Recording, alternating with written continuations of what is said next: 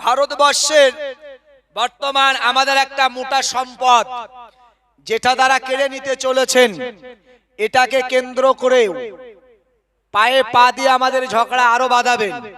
আপনারা জানেন যে আজকেও আপনার ইউপিতে অর্থাৎ উত্তরপ্রদেশ, যেখানে 300 বছরের পুরনো একটা কবরস্থান, সেখানে বুলডোজার চালানো হলো।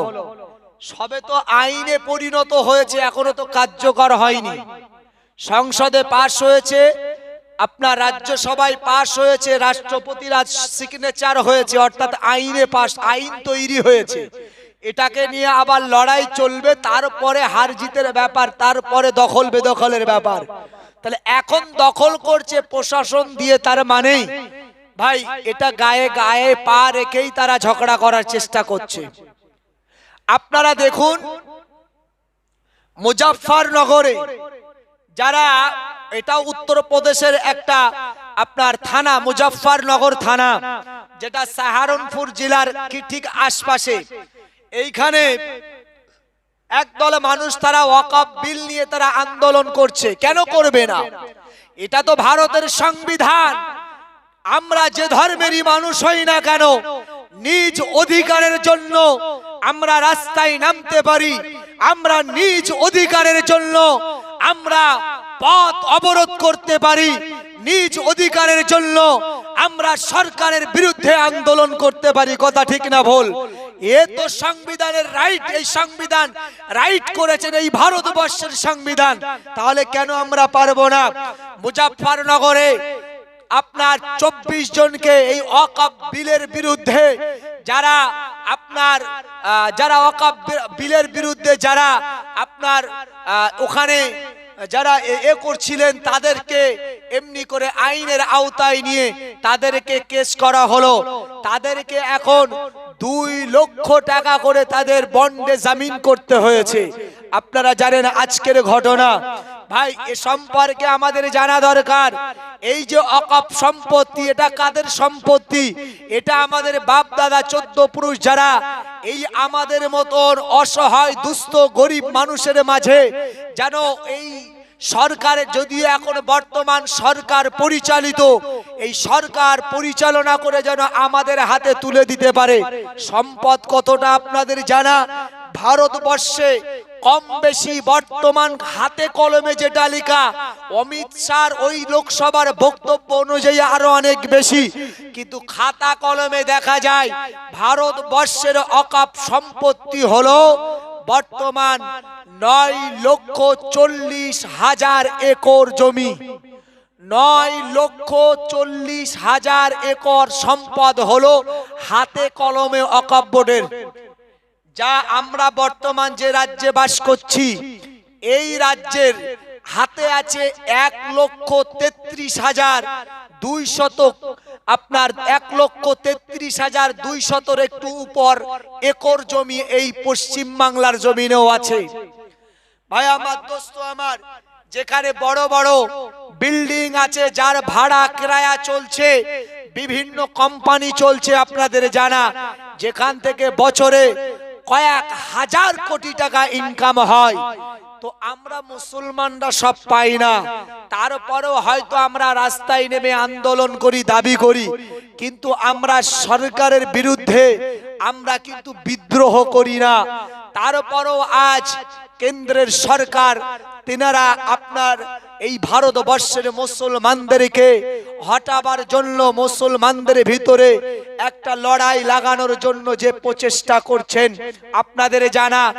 গতকাল যোগী, যিনি উত্তরপ্রদেশের সরকার, আপনি রাজনৈতিক ভাবে বলছি না, খুব কষ্টে কথাগুলো বলতে হচ্ছে।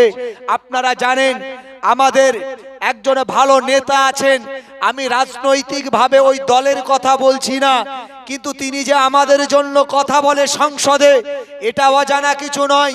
যেই দিনে এই বিলটা পাশ হচ্ছিল রাত 12:17, দীর্ঘ 12 ঘন্টার অধিক যখন বাকবিতণ্ডা হওয়ার পরে, যখন সংবিধানে আপনার সংসদে যখন ভোটাভুটি শুরু হলো, 12:19, তৎসময় পর্যন্ত ভোট পড়েছে পক্ষে বিপক্ষে 163 জনের 163 জন এই ওয়াকফ বিলের বিরুদ্ধে আর ওয়াকফ বিলের পক্ষে, অর্থাৎ এটাকে নস্যাৎ করতে হবে 163 জন, আর বাকি ছিল 132 জন।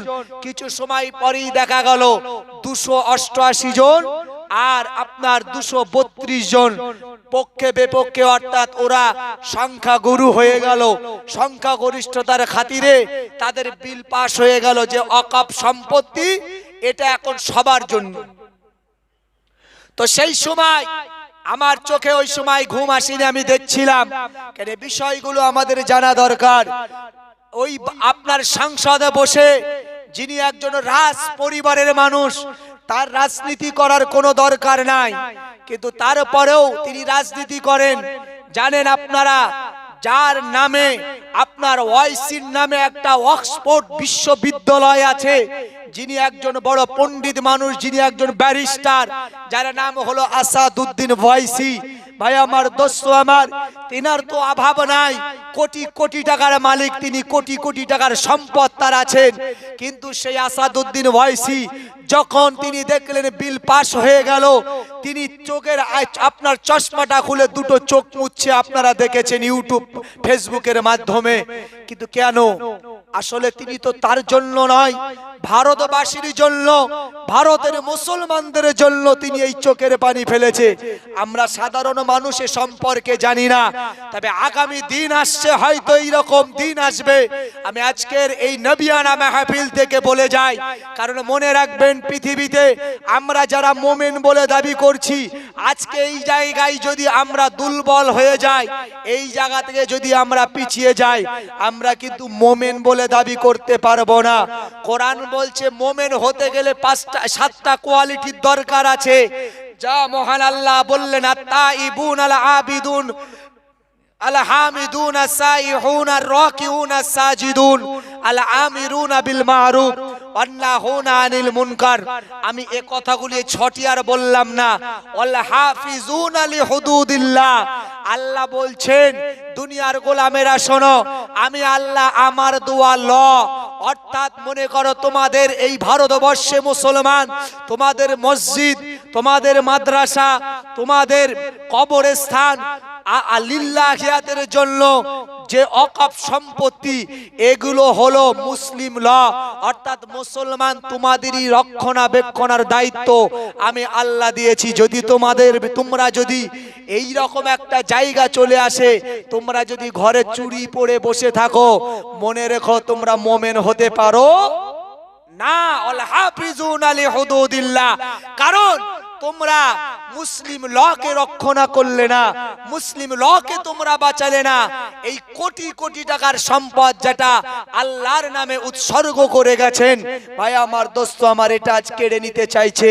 আমরা বাড়িতে বসে থাকলে, চুরি পরে যদি বসে থাকা হয়, তাহলে মনে রাখবেন আমরা কিন্তু মোমেন বলে দাবি করতে পারবো না। আমি দেখেছিলাম, ভালো লাগছিল, বেশ কিছুদিন আগে আপনাদের এই রোডেতেই এ নিয়ে প্রতিবাদ ছোট করে হলেও হয়েছে, কিন্তু আগামী দিনে ভীষণ একটা ব্যাপার, ভীষণ ভাবে এর একটা আকার নিতে চলেছে। সেই দিনে আপনারা অবশ্যই কেউ বসে থাকবেন না, যদি রাজপথে যেতে হয় রাজপথে যাবেন। এটা আমাদের জন্য মহান আল্লাহ পাকের দেওয়া, এটা হলো মুসলিম ল, এর রক্ষণার দায়িত্ব আমাদের রয়েছে। ভাই আমার, দোস্ত আমার, চলুন। তবে এই নয় আমি বলবো যে আপনারা বিদ্রোহ করে অন্য জাতির উপরে, অন্য বর্ণ ধর্মের উপরে আপনারা হস্তক্ষেপ করবেন, তা ইসলাম রাইট করে না। কোরআন বলে লাকুম দীনুকুম ওয়ালিয়া দিন, হে আমার গোলামেরা, যে যার ধর্ম পালন করছে করতে দাও, ওটা তার কাছে শ্রেষ্ঠ। তোমরা কোনো ধর্মের উপরে হস্তক্ষেপ করো না। আমরা করি না, তারাও যেন আমাদের ধর্মে হস্তক্ষেপ করে না। আগামী দিনে হয়তো আসবে সেই রকম, কারণ এগুলো রাজনৈতিক কিছু ফায়দা নেওয়ার জন্য কিছু মানুষ উঠে পড়ে লেগেছে। তবে আমরা যেন কখনো পা পিছলে যেন ওদের ওই পানিতে যেন আমরা পা না দিয়ে ফেলি। ভাই আমার, দোস্ত আমার, তো আমি যে কথা বলছিলাম যে নবীর আদর্শটা ঠিক এই রকম নয় যে বিদ্রোহ, নবীর আদর্শটা এই রকম নয় যে তারা আমাদের উপরে, তারা যদি আমাদেরকে গালি দেয় যে আমরাও তাদেরকে গালি দিয়ে বুঝিয়ে দেব না। আমাদের এই জন্য আমাদের সমাজে আমাদের ছেলেদেরকে ডাক্তার হতে হবে, মাস্টার হতে হবে, ব্যারিস্টার হতে হবে, উকিল হতে হবে, না হলে আমরা পিছিয়ে যাব। আমাদের ঘরের ছেলে মেয়েদেরকে এখন মূল হাতিয়ার, এদেরকে পড়াশোনা শিখান, এদেরকে লেখাপড়া শেখান, হায়ার এডুকেটেড বানান। এদের দ্বারা যেন আজকে আমাদের জন্য তারা হাইকোর্টের ব্যারিস্টার হয়ে, উকিল হয়ে তারা যেন আমাদের জন্য মুভ করতে পারে, তারা বড় বড় আইপিএস অফিসার হবে। এটা আমাদের আজ আপনি দেখুন সারা পশ্চিম বাংলা জুড়ে একটা মাত্র মুসলিম আইপিএস অফিসার আছে, আর নাই একটা মাত্র আইপিএস অফিসার। ভাই আমার দোস্ত আমার ঘরের ছেলেরা যেন আইপিএস অফিসার হবে, পড়াশোনা করাতে হবে, তাহলে সমাজ আর এগিয়ে যাবে। মিডিয়া আমাদের পক্ষে নাই, আমাদের আপনার প্রশাসন আমাদের পক্ষে নয়, আপনারা জানেন, এগুলো নতুন করে আর বলার কিছু নাই। তবে এমন ভুল করবেন না, যেটা আমি বারবার বলি, তারা আমাদের পায়ে পা দিয়ে ঝগড়া করতে চাইছে, কিন্তু আপনারা কেউ পায়ে পা দিলে ঝগড়া করবেন না, এতে পরিণাম আমাদের খারাপ হবে। যোগী বলছিলেন, আপনারা শুনেননি যে আমাদেরকে গরম করার জন্য বলছে চুহে কি তারা, চুহে মানে ইঁদুর, ইঁদুরের মতন ঘর, ইঁদুরের মতন গর্তের ভিতরে খেউ খেউ করছি। মানে আমরা যে বাড়ি থেকে ওয়াকফ নিয়ে আন্দোলন করছি, আমরা যে আমাদের উপরে যে লাঞ্ছিত বঞ্চিত করছে, আমরা চুপচাপ ঘরের ভিতর থেকে যে খেউ খেউ করছি, মানে আমাদের আন্দোলনটা রাজপথে হচ্ছে না, চুহে কি তারা, অর্থাৎ ওই ইঁদুরের মতন আমরা গর্তের ভেতরে কেউ কেউ কেউ কেউ করছি। কে বলছে? একজন, তিনি ইউপি, অর্থাৎ সারা ভারতবর্ষের ভিতরে সব থেকে বড় রাজ্য যেটা, সেই উত্তরপ্রদেশের সরকার এ কথা বলাতে আসলে আমাদেরকে গরম করাতে চাইছে। বলছে দেখছো না যে আমাদের সরকার এক তুড়িতে তাদের কোটি কোটি, তাদের বাপ দাদা 14 পুরুষের জন্মানো সম্পদ সব এক তুড়িতে কেড়ে নিয়ে সবাইকে ভাগ করে দিয়েছে। বলছি আপনারা দেখুন, আপনার ফেসবুকে দেখুন, যোগী আদিত্যনাথ এই গত 2-1 দিনের মধ্যে কথা বলেছে, আজ ভাইরাল হয়েছে কথাগুলি। আসলে কি চাইছে তারা? তারা চাইছে যে আমরা পায়ে পা দেব, ওরা যেন আমাদের সাথে ঝগড়া করে। তবে মুসলমানদেরকে এত দুর্বল ভাবা ভুল।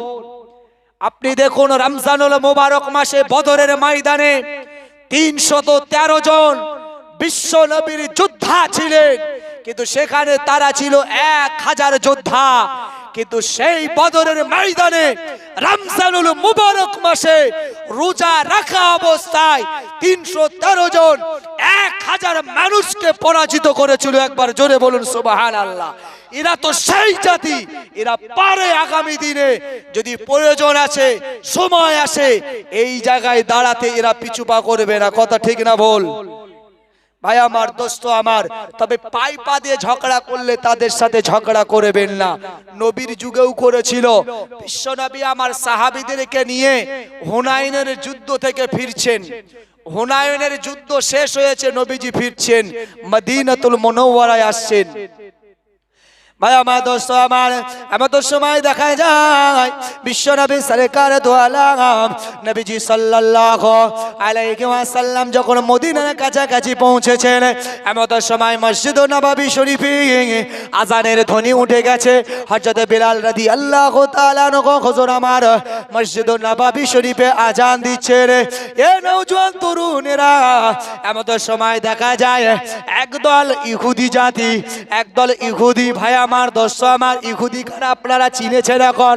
ভাই আমার, দোস্ত আমার, ওদের নাম নিতে আমার ঘৃণা লাগে, ওদের কথা মনে পড়লে আমার ঘৃণা লাগে। আজকের দিনও আপনাদের জানা, ভাই আমার, দোস্ত আমার, সোশ্যাল মিডিয়া এটাকে নিয়ে ভাইরাল হয়েছে। তারা এমন ভাবে গাজার উপরে আক্রমণ করেছে, তারা এমনি করে মসজিদুল আকসার উপরে আক্রমণ করেছে। ভাই আমার, দোস্ত আমার, যদি এখনো সংখ্যাটা সঠিক বলা যায় না, বহু সংখ্যক মানুষ তারা আজকে শহীদ বরণ করেছে। ভাই আমার, দোস্ত আমার, তাদের বোমের এত তাদের টেম্পার ছিল যে বোমের আঘাতে মানুষগুলো আসমানের উপরে যেন তারা হাওয়ায় উঠছে, আপনারা দেখেছেন। ভাই আমার, দোস্ত আমার, এই জাতির কথা মনে পড়লে আমার ঘৃণা লাগে। বিশ্বনবী সরকারে দো আলম নবীজি সাল্লাল্লাহু আলাইহি ওয়াসাল্লাম দেখতে পান সেই ইহুদি, বর্তমান যে ইহুদি, সেই ইহুদিরাই হযরতে বিলাল রাদিয়াল্লাহু তাআলা আনহু তিনি মসজিদুন নববীতে আজান দিচ্ছেন, আর সেই আজানের বিকৃতি করছে তারা। বিলাল হুজুর আজান দিচ্ছেন, আল্লাহু আকবার আল্লাহু আকবার, ওরাও ওই কথাগুলি আল্লাহু আকবার বিকৃতি করছে, মানে যেটা ঠাট্টা করে। কেউ দেখেন আমরা বাচ্চারা যখন কাঁদে, ছোট ছোট বাচ্চারা কাঁদে, তো আমরাও তার সামনে গিয়ে করে উঠি। ও কাঁদছে এক ঢঙে, আর আমি তাকে বিকৃতি করার জন্য আমি একটু করে দিলাম, হয় না? হয় না?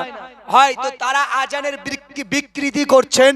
তো নবীজি সাল্লাল্লাহু আলাইহি ওয়াসাল্লাম সাহাবীদেরকে নিয়ে ফিরছিলেন।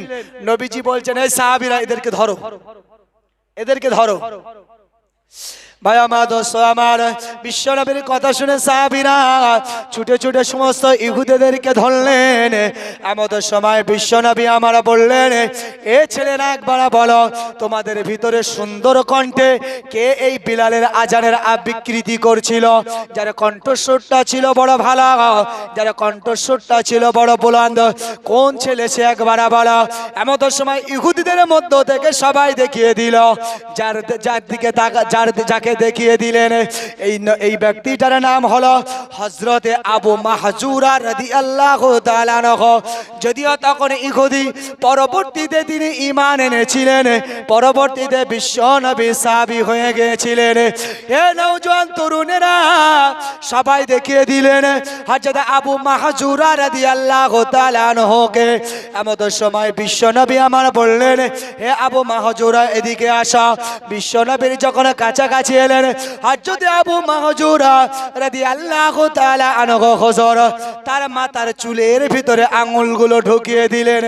বিশ্বনবীর এই নুরানি আঙ্গুলগুলো যখন আবু মাহজুরা রাদিয়াল্লাহু তাআলা আনহুর মাথাতে ঢুকে গেল, এমন সময় আবু মাহজুরা রাদিয়াল্লাহু তাআলা আনহু তিনি বলেন, ও নবী সাহাবীরা শুনে রাখো, আমি যে আবু মাহজুরা, যদি আমি আগে বিশ্বনবী সরকারে দো আলম নবীজি সাল্লাল্লাহু আলাইহি ওয়াসাল্লামকে আগে দেখতাম, আর আমার মনের ভিতরে এই মোহাম্মদ সম্পর্কে রাগ তৈরি হয়ে যেত, আমি তাকে গালি দিতাম। আর যখন তিনি আমার মাথার ভিতরে আঙুলগুলো যখন দিলেন, তার নুরানি ওই হাতের ছোঁয়াতে আমি আবু মাহজুরা রাদিয়াল্লাহু তাআলা আনহু আমার শরীরটা শীতল হয়ে গেল। আর সাথে সাথে আমি বিশ্ব নবী সরকারে দো আলম নবীজি সাল্লাল্লাহু আলাইহি ওয়াসাল্লামকে আমি মহব্বত করে ভালোবেসে আমি রাসূলুল্লাহর আশিক হয়ে গিয়েছিলাম। যে আবু মাহজুরা তিনি বলছেন, এর আগে নবীকে দেখলে আমার মুখে গালি এসে যেত, আর এই নবীর সোহবত, তার এই নুরানি আঙ্গুলের যখন আমার মাথাতে স্পর্শ হলো, আমার পূর্ণ শরীরটা যেন শীতল হয়ে গেল, আর আমি নবীকে দেখে নবীর প্রতি আশিক হয়ে গেলাম। তো নবীজি বলছেন, আবু মাহজুরা, তো তুমি এর আগে যেমন আজান দিচ্ছিলা ওই আজানটা পড়ো। নবী কিন্তু হাসতে হাসতে বলছেন, নবী তার প্রতি ভালোবাসা, তার প্রতি মহব্বত দিয়ে, আসলে নবী আসছেন, বিলাল আজান দিচ্ছে, তার বিকৃতি ঘটাচ্ছেন যেন মুসলমানরা রেগে যায়, মানে পায়ে পা দিয়ে ঝগড়া। আর নবীজি বলেন ওদেরকে ধরো। ধরার পরে বলছে, কে ভালো আজান দিচ্ছিল একবার আজানটা দাও, আমি রাসূল শুনবো। সে বলছে, আমার তো মুখস্থ নাই, যখন বিলাল বলছিল বিলালের শুনে শুনে আমি বলছিলাম। ভাই আমার, দোস্ত আমার, বিশ্ব নবী সরকারে দো আলম নবীজি সাল্লাল্লাহু আলাইহি ওয়াসাল্লাম ওই সময় আবু মাহজুরাকে ডেকে বলছেন, হে আবু মাহজুরা, এবার তাহলে বিলালের আজান শেষ, তবে আমি মুহাম্মদুর রাসূলুল্লাহ সাল্লাল্লাহু আলাইহি ওয়াসাল্লাম এবার আমি আজান দিই, আর আমার শুনে শুনে তুমি আজান দাও। ভাই আমার, দোস্ত আমার, এবার বিশ্ব নবী সরকারে দো আলম নবীজি সাল্লাল্লাহু আলাইহি ওয়াসাল্লাম ওয়াসাল্লাম নবীজি এবার আজান দিলেন, আল্লাহু আকবার আল্লাহু আকবার। আবু মাহাজুরাও তিনি আজান দিতে লাগলেন, আল্লাহু আকবার আল্লাহু আকবার। দ্বিতীয় শব্দ, তৃতীয় শব্দ, চতুর্থ শব্দ, এইভাবে একের পর এক আজান পূর্ণাঙ্গ রাসূল দিলেন। আর পূর্ণাঙ্গ আজান আবু মাহাজুরা তিনিও দিলেন। এমত সময় বিশ্ব নবী সরকারে দো আলম নবীজি সাল্লাল্লাহু আলাইহি ওয়াসাল্লাম আবু মাহাজুরাকে ছেড়ে বললেন, হে আবু মাহাজুরা, যাও বেটা, তুমি এবার চলে যাও। এমত সময় বিশ্ব নবী সরকারে দো আলম নবীজি সাল্লাল্লাহু আলাইহি ওয়াসাল্লামকে হযরত আবু মাহাজুরা ডাক দিলেন, ওগো আল্লাহর নবী, ওগো আল্লাহর হাবিব, ওগো আল্লাহর রাসূল, ওগো আল্লাহর বন্ধু, আপনি একটু দাঁড়িয়ে যান। আমি আবু মাহাজুরা রাদিয়াল্লাহু তাআলা আনহু, না না না, আমি আপনার আদর্শে মুগ্ধ হয়ে গেলাম, আপনার চরিত্রে মুগ্ধ হয়ে গিয়েছি। কারণ আমি ভেবেছিলাম আপনি আমার উপরে রাগান্বিত হয়েছেন, আপনি আমার সাথে হয়তো খারাপ আচরণ করবেন, খারাপ ব্যবহার করবেন। না না ইয়া রাসূলুল্লাহ, ইয়া হাবিবাল্লাহ, হুজুর, আপনাকে দেখে এখন আমি আপনার আশিক হয়ে গেছি। একবার আপনি আপনার হাতে হাত দিয়ে ঈমানের কালেমা পড়ে আমাকে মুসলমান বানিয়ে দেন। আবু মাহাজুরা বলেন, ওই দিনে নবী আমার হাতে হাত দিয়ে ঈমানের কালেমা পড়িয়ে দিয়েছিলেন। কোন আবু মাহাজুরা জানেন? যে আবু মাহাজুরা যিনি মক্কার কাবা, বাইতুল্লাহ, বাইতুল হারাম, যে মসজিদে একটা মাছি মারা, একটা মশা মারাও হারাম, যে বাইতুল হারাম, যে জায়গাটা হলো পৃথিবীর একেবারে বিচখান, একেবারে মাঝখান, যে বাইতুল হারাম, সারা পৃথিবীর মিট্টি যত দামি, এই বাইতুল হারামের মিট্টি হলো সমস্ত জায়গার 1,00,000 গুণ, 1,00,000 গুণ দামি। একবার জোরে বলুন সুবহানাল্লাহ। সেই কাবা বাইতুল্লাহ শরীফের তিনি একদিন মুয়াজ্জিন হয়ে গিয়েছিলেন। জোরে বলুন সুবহানাল্লাহ। ভাই আমার, দোস্ত আমার, আবু মাহাজুরা রাদিয়াল্লাহু তাআলা আনহু বললেন, ইয়া রাসূলুল্লাহ, ইয়া হাবিবাল্লাহ, হুজুর, আমি আবু মাহাজুরা আপনার হাতে হাত দিয়ে আমি ঈমান গ্রহণ করেছি। ইয়া রাসূলুল্লাহ, ইয়া হাবিবাল্লাহ, হুজুর, আপনি আমাকে আযানের ধ্বনি শিখিয়েছেন, আর আমি আবু মাহাজুরা আমি আযান শিখেছি। তবে আমি আবু মাহাজুরা আপনার কাছে দাবি করব, দয়াপূর্বক আপনি আমাকে অনুমতি দেন, আমি যেন একদিন কাবা বাইতুল্লাহ শরীফের আমি যেন মুয়াজ্জিন বেনে যেতে পারি। ভাই আমার, দোস্ত আমার, বিশ্ব নবী সরকারে দো আলম নবীজি সাল্লাল্লাহু আলাইহি ওয়াসাল্লাম তিনি হুকুম করলেন, ইয়া মাসাবিরা, আমি কাবা বাইতুল্লাহর মুয়াজ্জিন হিসাবে আবু মাহাজুরাকে দেখতে চাই। নবীজি সাহাবীরা সকলে বিশ্ব নবীর প্রস্তাব গ্রহণ করলেন। আর এই কাবা বাইতুল্লাহর মনোনীত সিলেক্টেড মুয়াজ্জিন হিসাবে এই আবু মাহাজুরাকে নবী সিলেক্টেড হয়ে করেছিলেন।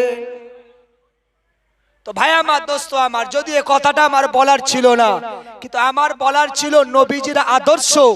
নবীকে শুনিয়ে শুনিয়ে বলা হচ্ছে, নবী বলছে না, ওরা পায়ে পা দিয়ে আমাদের সাথে ঝগড়া করলো আমরা করব না।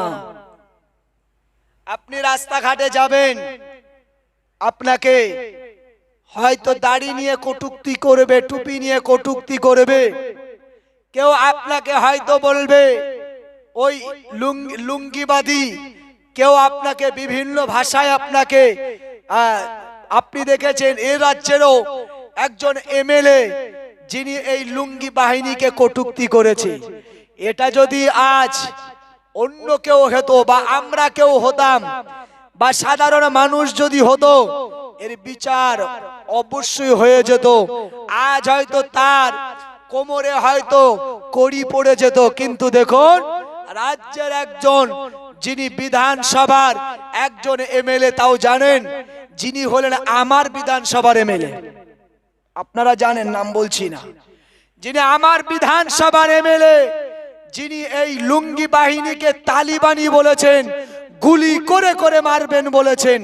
আপনারা জানেন, গত কয়েকদিনে আগের খবর বলছি, সেটা এখনো ফেসবুক, ইউটিউবের ভিতরে ভাইরাল আছে, আপনারা দেখতে পাবেন।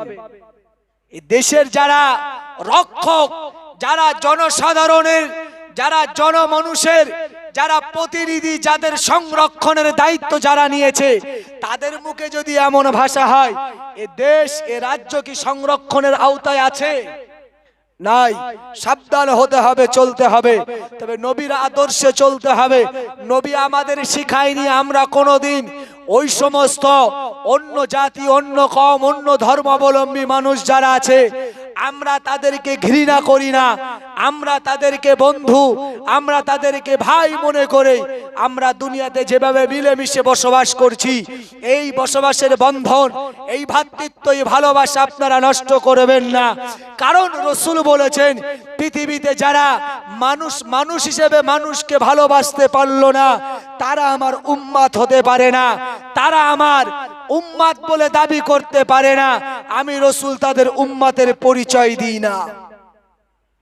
অতএব আমরা তাদেরকে ভাই, বন্ধু, ভালোবাসি, ভ্রাতৃত্ব, আমরা মহব্বত দিয়ে তাদের সাথে যেভাবে চলছি, আগামী দিনেও চলবো। দেখুন রাসূল পাক সাল্লাল্লাহু আলাইহি ওয়াসাল্লাম রাস্তার প্রতিমধ্যে সাহাবীদেরকে নিয়ে বসে আছেন। এমত সময় বিশ্বনবী সরকার দু আলম নবীজি সাল্লাল্লাহু আলাইহি ওয়াসাল্লাম দেখতে পান একজনের লাশ বহন করে, একজনের লাশ কাঁধে বহন করে একদল মানুষ রাস্তা দিয়ে আসছেন।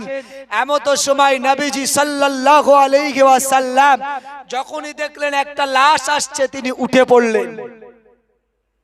এখানে একটা শিক্ষা আছে। আমরা দেখেছি আমাদের গ্রামে, পাড়াতে আপনার আত্মীয় স্বজন যখন মারা যায়, দেখবেন লাশ বহন করে নিয়ে যাচ্ছে আপনার সামনে দিয়ে, আর আপনি বসেই আছেন। কথা ঠিক না ভুল? হাসি ঠাট্টা গল্প মিজাজের মধ্যে চলছে, আপনি বসে আছেন। রাসূল পাক সাল্লাল্লাহু আলাইহি সাল্লাম দেখলেন রাস্তা দিয়ে একটা লাশ নিয়ে যাচ্ছে, আর নবীজি দাঁড়িয়ে পড়লেন। এবার সাহাবারা কি বলছেন? ইয়া রাসূলুল্লাহ, ইয়া হাবিবাল্লাহ, হুজুর আপনি যে মানুষটার জন্য দাঁড়িয়ে পড়েছেন, আপনি জানেন ওটা একটা ইহুদির লাশ, আর একটা মুসলমানের লাশ কাঁধে বহন করে নিয়ে যাচ্ছে। আর এ মুসলমান তারই জানাজা পড়তে গেছে, এ মুসলমান তারই দাফন করতে গেছে, আর এ মুসলমান ও লাশ নিয়ে যাচ্ছে, আর ও চেয়ারে বসে, নিচেই বসে আরাম করে আছে। এই যে লাশেরও একটা তাজিম আছে, সম্মান আছে, এটা এ বোঝে না, যেটা রাসূল আমাদেরকে শিক্ষা দিয়েছে। লাশ দেখে উঠে দাঁড়ানো হলো সুন্নাতে নববী, লাশ দেখে উঠে দাঁড়ানো হলো সুন্নাত। নবীজি সাল্লাল্লাহু আলাইহি ওয়াসাল্লাম তিনি দাঁড়িয়ে পড়লেন। সাহাবারা বললেন, হুজুর ওটা একটা ইহুদির লাশ। মানে আপনি দাঁড়িয়েছেন, দাঁড়ানোর প্রয়োজন নাই, আপনি বসে যান, মুসলমান না, ওটা একটা ইহুদি।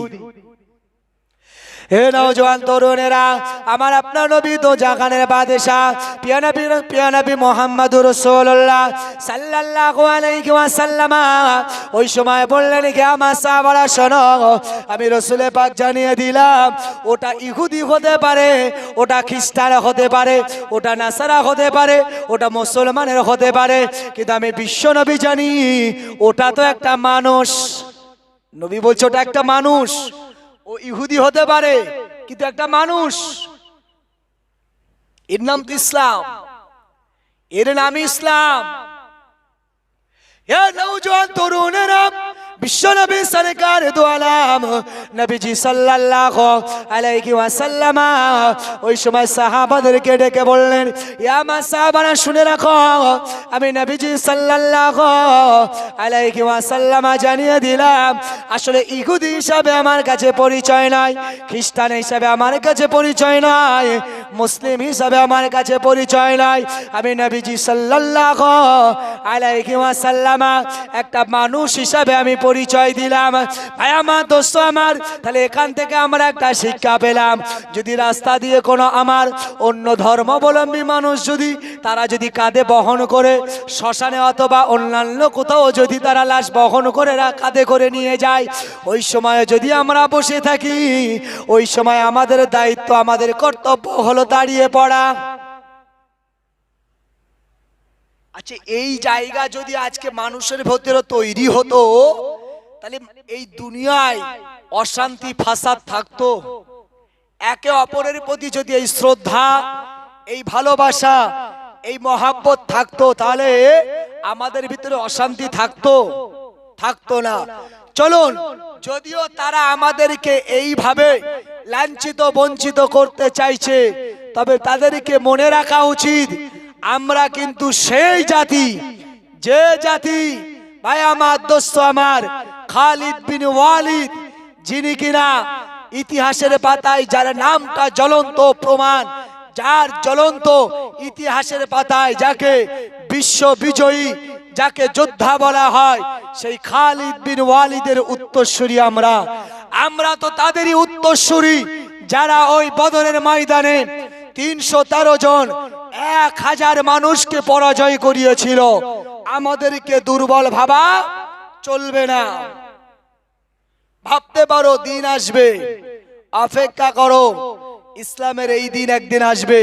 কিন্তু আমরা শান্তিপ্রিয় মানুষ, ইসলাম মানে শান্তি, আমরা শান্তির বার্তা দিয়ে থাকি, আজও দেব, আগামী দিনেও দেব, কারণ ইসলাম অশান্তি পছন্দ করে না।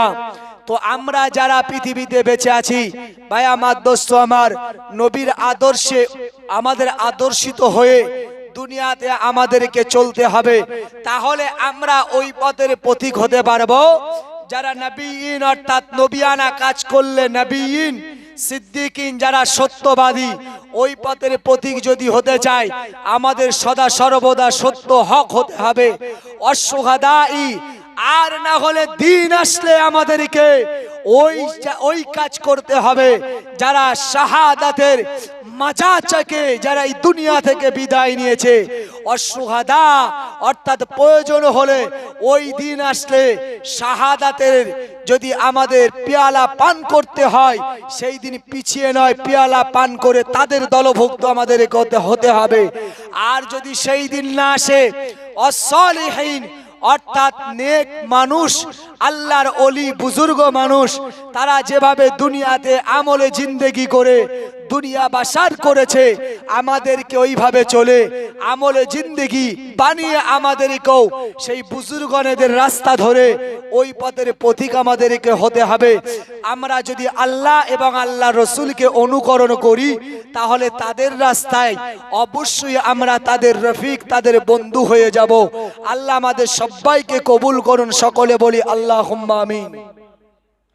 আর পৃথিবীতে আমরা যারা আছি, আমাদের দিকে একটা লক্ষণীয় কথা, আমরা খালি নামাজ, রোজা, হজ, যাকাতের ভিতরে খালি আমরা জান্নাত খুঁজি। আসলে কি খালি এর ভিতরে জান্নাত? ইসলামের বিরাট আয়াতন আছে, আমাদেরকে জানতে হবে। নামাজ এ তো আপনাকে আবশ্যিক, রোজা আবশ্যিক, হজ আবশ্যিক, কালেমা আবশ্যিক। একটা প্যান্ডেল করতে গেলে তার যেমন 5টা খুঁটি লাগে দাঁড় করাতে গেলে, এই 5টা খুঁটি দ্বারা দাঁড় করানো হলো। কিন্তু এই ঘরটাকে যদি আরো মজবুত করতে হয়, আরো পাশে খুঁটির প্রয়োজন হলে খুঁটি দিতে হবে, আরো প্রয়োজন হলে তাকে যদি কংক্রিট দ্বারা যদি আবদ্ধ করতে হয়, তা করতে হবে। ইসলাম তো সহজ জিনিস নয়, মূল্যবান একটা সম্পদ।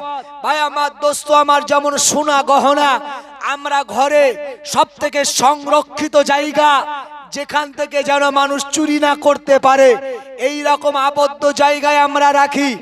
আর আমরা সব থেকে দুর্বল যে জিনিসগুলো, মনে করুন আমাদের জুতা, ঝাঁটা, এগুলো থাকে ঘরের বাইরে, কথা ঠিক না ভুল? সোনা রাখি আমরা একেবারে ভিতরে। কিন্তু এর থেকেও দামি তো ইসলাম, যে ইসলাম সম্পর্কে আল্লাহ বললেন ইন্না দীনা ইনদাল্লাহিল ইসলাম, আমার কাছে মনোনীত, আমার কাছে সব থেকে শ্রেষ্ঠ ধর্ম হলো ইসলাম। আর আমি আল্লাহ এই ইসলাম ধর্মকে মানার জন্যই আমার জাত সর্বশ্রেষ্ঠ একটি জাতিকে সৃষ্টি করেছে, যাকে বলা হয় আদম জাত, যাদেরকে বলা হয় মানব জাত, যাদেরকে বলা হয় মনুষ্য জাত। একবার জোরে বলুন সুবহানাল্লাহ। তাদেরকে যে জন্য পাঠানো হয়েছে তার নাম হলো ইসলাম, অর্থাৎ এর থেকেও দামি হলো ইসলাম। আর এই ইসলাম দামি সম্পদটাকে যদি আটকাতে হয়, এই দামি সম্পদকে আটকাতে গেলে তো আরো শক্ত জায়গার দরকার, আলো ভালো জায়গার দরকার।